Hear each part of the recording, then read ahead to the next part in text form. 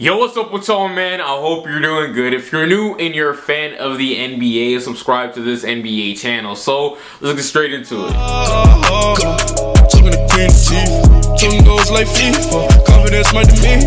Sometime between December and February, the Milwaukee Bucks were in legit trade talks with teams like the Golden State Warriors, the Los Angeles Clippers, and the Miami Heat. But obviously no moves were made. But recently some rumors about the Milwaukee Bucks and the Miami Heat has been boiling up these last few days. So y'all already know I had to drop this video. But first, let's talk about what's going on down there in Miami. So currently the Miami Heat are 41-36 and they're the 7th seed in the East as in the making of this video. They're having a really solid season. That's what Miami actually consists of. They're a really solid team full of really solid players. They're not nothing too special. Anyways, recently they had a little problem with their starting center Hassan Whiteside. He's kind of had an off season this year due to two things. For one, he hasn't been healthy and he's missed a bunch of games this year. And secondly, he's seen a huge decrease in his points, rebounds, blocks, basically all across the board. His numbers have gone down. And that's due to his minutes being cut short this year. He's only playing 25 minutes per game. That's a huge drop compared to the 32 minutes that he played last year. And recently Hassan Whiteside pretty much reached his tipping point. In an interview that he had, he was asked how tough it is to watch his team from the bench in the fourth quarter. And he replied, "A lot of teams don't have a good center and they're gonna use their strengths. It's bullshit. If you don't know what bullshit is, it's bullsh.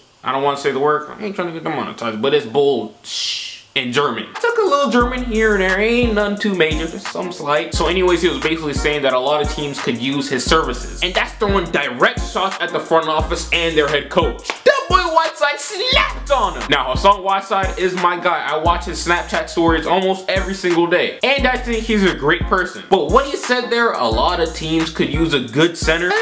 Come on Whiteside, he's out of pocket for that remark right there. This Miami Heat team is the only team in the NBA that gave him real opportunity to showcase his talent and skills. No other team gave him a chance. Before Miami, my guy was playing overseas. He was in the D League. He was part of the Sacramento Kings. He was having it rough. So I think Whiteside is kind of reaching with the statement that he made. You joking or you for real? And he's basically implying that the Miami Heat should trade him, or at least that's how it sounds like to me. And to be completely honest, his time in Miami may be coming to an end for multiple reasons. For one, the Miami Heat just drafted a 20-year-old center by the name of Bam Adebayo. And that dude has a really promising future in the NBA. He's a really unique center. For some weird reason, he's actually a good playmaker and he can pass. His athleticism is out the roof. He's shown potential to actually be a good shooter one day. And defensively, this man is an absolute stud. He can guard the opposing team's big well, but he's also really good at switching and guarding smaller players, like point guard, shooting guards, and small forwards. So he can stay on the court if the opposing team decides to roll with their small ball lineup. Because he has really good footwork and he's mobile, unlike Hassan Whiteside. And that skill set right there is very important in today's NBA. Whiteside can't guard the perimeter because he's too big and he has slow feet. And I don't really blame the Miami Heat for not playing him in crunch time when teams roll out their small ball unit. So Whiteside is limited and he can only do so much on the basketball court. For real? He for real?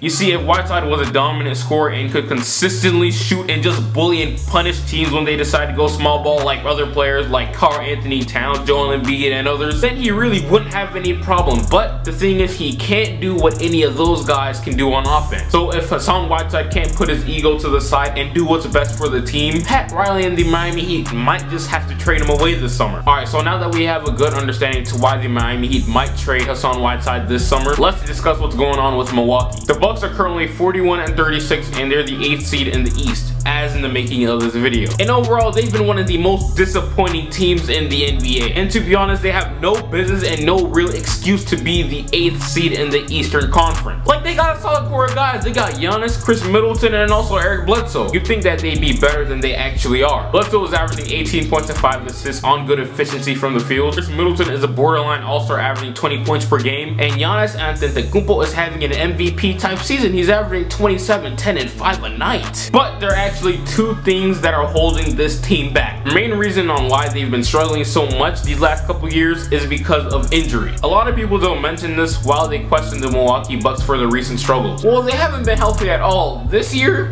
last year, and the year before that. Chris Middleton and Jabari Parker has been suffering from injuries these last couple of years. And a couple months ago, Jabari Parker just returned from his second major injury. So these guys go through injuries quite often. And currently the Milwaukee Bucks have their two valuable guards out. Matthew Dellavedova, who's one one of the best perimeter defenders in the NBA, and also last year's Rookie of the Year, Malcolm Brogdon. He's missed a bunch of games as well. So their absence plays a huge part in Milwaukee's struggle. So the second reason to why they've been so bad is that they have no center. Currently, John Henson is starting for them, and he's not complete trash, but he's trash. That man, John Henson, is just not meant to be a starting center in the NBA. He doesn't really have an offensive game, and he struggles defensively as well. Now, John Henson wouldn't have to be the starter for this Milwaukee Bucks team if Thon Maker's development went as planned, but it hasn't. I ain't gonna speak on that man, Thon Maker, too much, because I made a short vid on him about a month or two ago. So if you wanna watch that video, go watch that video. But I'm gonna just put it like this for the Milwaukee Bucks. John Henson is cheeks, and Thon Maker is cheeks as well. Y'all realize the best center on their team may be Tyler Zeller? Oh, fuck! These two players, Thon Maker and John Henson, can't really defend. They're on the thinner side of things, and they often get backed down, bullied, and abused in the paint. So the Milwaukee Bucks really don't have any type of presence in the paint or rim protector at all. Is John Henson supposed to scare defenders away from the rim? Hell no. Hell no, defenders are putting their nuts on that man, facing their body in him. Earlier this season, the Bucks were rumored to be interested in multiple centers in the NBA. They are in talks with the Miami Heat, the Golden State Warriors, and the Los Angeles Clippers for DeAndre Jordan, JaVale McGee, and our guy, Hassan Whiteside. So the Milwaukee Bucks were willing to add Jabari Parker in the trade package that offered either one of these elite centers, DeAndre Jordan and Hassan Whiteside. Now you're probably wondering, why would the Milwaukee Bucks want to trade Jabari Parker? The dude is destined to be a star in this league